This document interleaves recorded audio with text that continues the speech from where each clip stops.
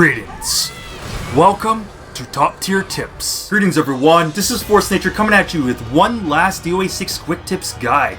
That's right, there's a couple characters that haven't been looked over yet and you can probably guess who they are.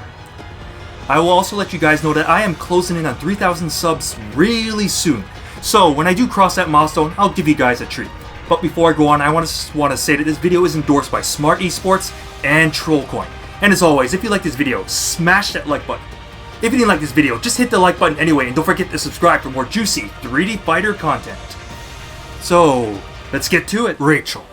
Rachel is a good beginner heavyweight character for those in the process of learning Dead or Alive 6. Rachel's a big girl, so yeah, she's kinda slow. For instance, she has an 11 frame jab, a 13 frame elbow, a 13 frame knee, and a 14 frame low jab. So those are considered to be slower speeds if you're fighting in close. Being the big girl that she is, she has like a big jab right here. So, and also because, yeah, her strike speeds aren't exactly the fastest, so a lot of times you're going to be leading your offense with your jab. So if you do end up seeing yourself fighting in close range and it's basically your turn to attack, lead with your jab. What I want you to do is condition the opponent with that move. This is just PP. So, with your PP, oh geez, it just sounds really wrong. Alright, so I want you to use this move right here. This is PPT. This is punch, punch, throw. This move right here is an offensive hold. If the opponent just stands there blocking, they will get hit by it. So, yeah, this move is quite good. Leaves you at +7. But check it out when you connect it on counter hit, for instance. If you connect PPT on counter hit, you'll leave yourself at +11. Because this is +11 plus back turn, this might as well be the equivalent to +16. Because it takes 5 frames to be able to turn around and block, for instance. So with +16, that means any move that is 14 frames or faster will essentially be guaranteed. So you can end up doing stuff like 6B KP and then like a free 2K. Or you can also do something like 3 PP P plus KT right there and get good damage every time you connect that offensive hold on counter hold. While I'm at it, I'll just let you know that the PPT is the same offensive hold as just this. This is 6-6T or forward throw. You see right here, you connect it on counter hold, you get the same thing. It's +11 on counter hold, and again, same follow-ups that you can end up going for, so that's good. But if you were to connect this on just normal hold, for instance, same thing, it only leaves you at +7, you don't get anything guaranteed.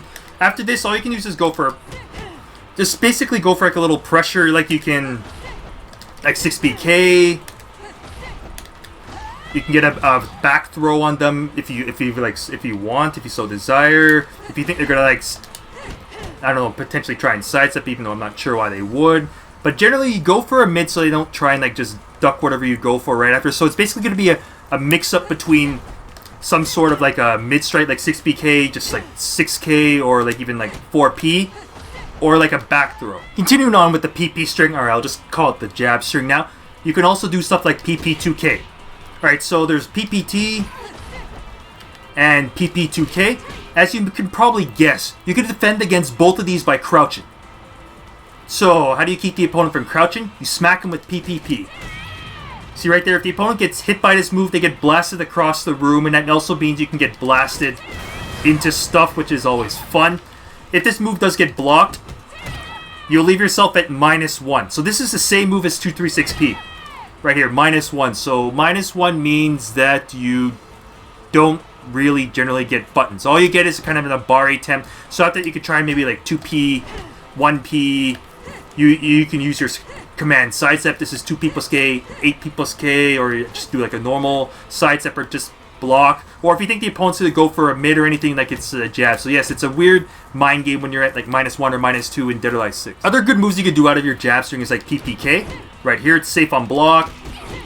It gives you +11 on hit. So that basically it's just frame advantage because you need 2 frames to be able to like connect your jab. So you would need at least +13 to connect your jab. But still, after like +11, you can go for like usually like any sort of like 19 frame move or faster, or 20 frame move or faster, usually no problem without much worry about the opponent retaliating. So after this, for instance, you can end up doing like 4 PP, for instance, or you can end up going for this big throw, which I'll just go over right now. Alright, the primary reason why most people play Rachel is probably because of this. They saw this throw, and they're like, I just want to play basketball. So with this throw, Rachel's 12 frame throw, this is used to either punish holds for like tremendous damage, or you can, or anytime you know the opponent's gonna be blocking, then you can like basically just, not that, you can basically try and just sneak in the half circle forward T throw right here. And when you connect the throw, follow up with this combo. This is 3 PP P plus K T. So right here, you can end up getting 81 damage for doing that. If you end up wanting to like just continue playing basketball, then you can also use this combo right here. Gets like 77 damage, or for against a lightweight. Let me just get this right. You can also use this one. And right there, you end up getting 79 damage. And each of those, usually, if the opponent just like ends up laying on the ground or anything like that, then you can usually end up getting a stomp attempt.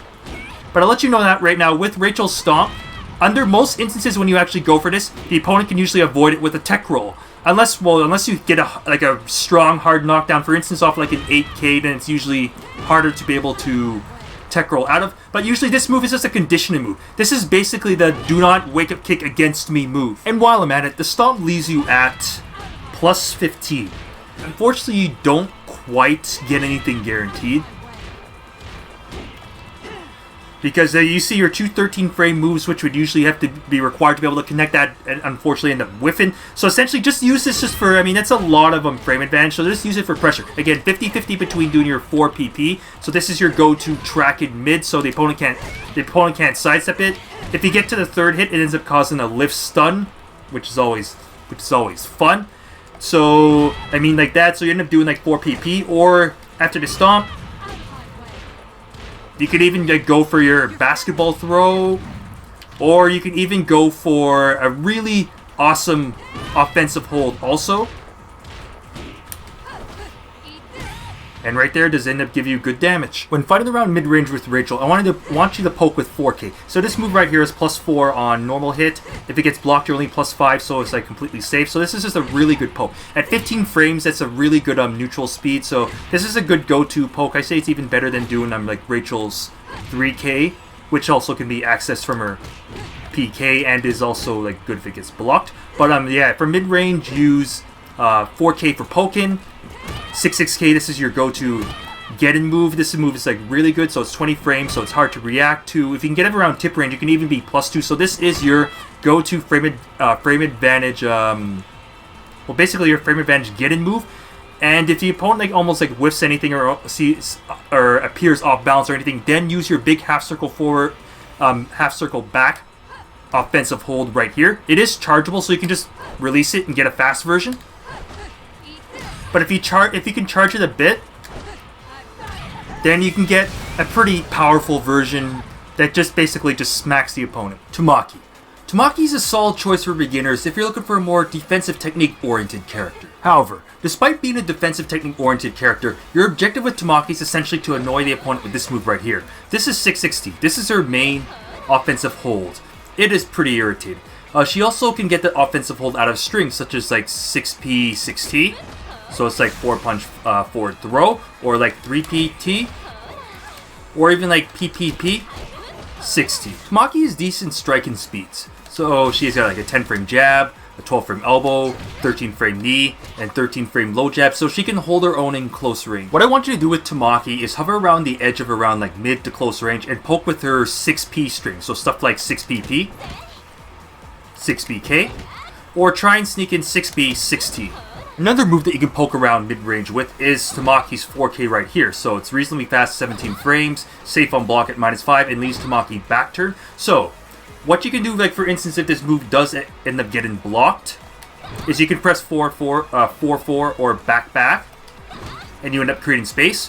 Or if you think the opponent's gonna retaliate with a mid or high attack, then press P plus back turn P plus K right here. And this is a Sabaki move, a strike that beats out other strikes. Heads up, however, that the Sabaki is used to beat out mid punches or high punches, so not kicks. If you have an opportunity to go on the offenses with Tamaki, condition your opponent with their jab strings, so using like PPP 6T or 6P 6T, or you can also do stuff like PP 2K, PPK, so, and of course, like 6P, 6P. So I mean, there's a few things you can use to try and keep the opponent to try and open them up or like keep them on the defensive. I mean, for lows, you have like 1K.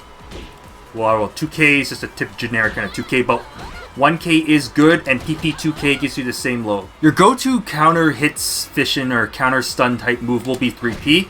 Alright, 6P of course is also good at 12 frames, but with 3P, see this move right here gives you plus 29. So with plus 29 usually means that you can launch your opponent for free. So, alright, 3P plus K is your best launcher, and your next best launcher is probably going to be like 9K for instance. And you can also use like H plus K, so you have like a bunch of like launchers that you can use. But yeah, 3P plus K is the best.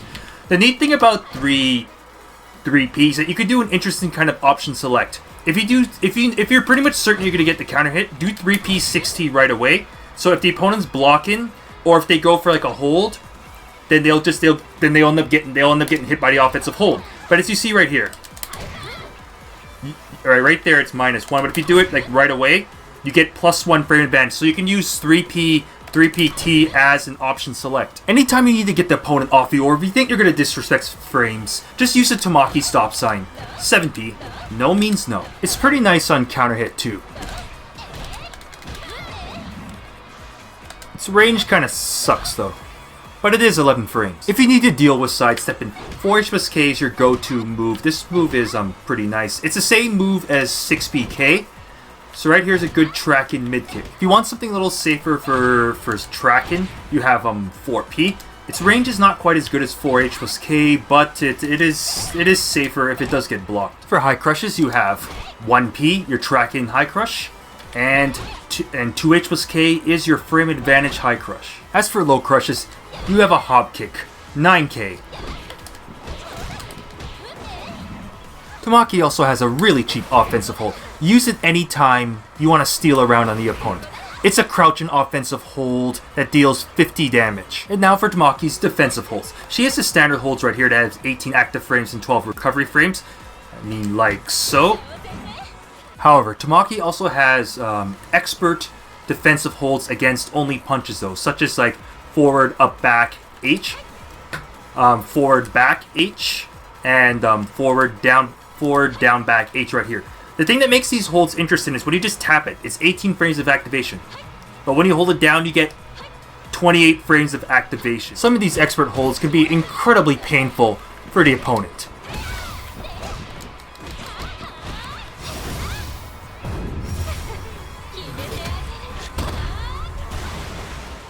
Alright guys, that's it for now. Be sure to check out the full character guides to get a bit more in-depth look at how to play both of these characters. And once again, I'd like to thank Smart Esports and Trollcoin for endorsing this video. And as always, if you like this video, smash that like button. If you didn't like this video, just hit the like button even harder, and don't forget to subscribe for more juicy fighting game content.